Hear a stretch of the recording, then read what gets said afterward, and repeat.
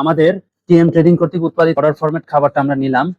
নেওয়ার পর এটার সাথে আমরা কিছু জিনিস আমরা মিক্স করব। যেমন আমাদের কাছে রয়েছে মাল্টিভিটামিন, এটা অ্যাকোয়া গ্রোথ মাস্টার।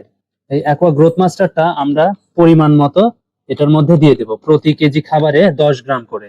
আপনারা জানেন যে রেণুপোনার ক্ষেত্রে মাল্টিভিটামিনটা একটু বেশি প্রয়োজন হয়। তো ফিডের মধ্যে তো প্রোটিন রয়েছেই, এখন এটার মধ্যে মাল্টিভিটামিন আমরা যুক্ত করলাম।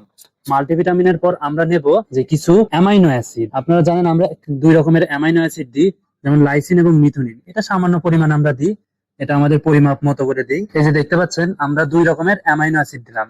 এই 2 রকমের অ্যামাইনো অ্যাসিড দিলাম, এটার 2টা কারণ আছে।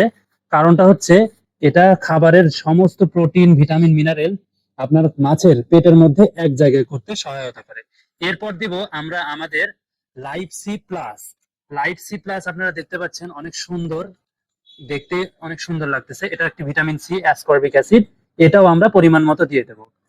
এইবার আমরা দেব একটি জেল, অর্থাৎ আমাদের পাওয়ার ফিশ জেল।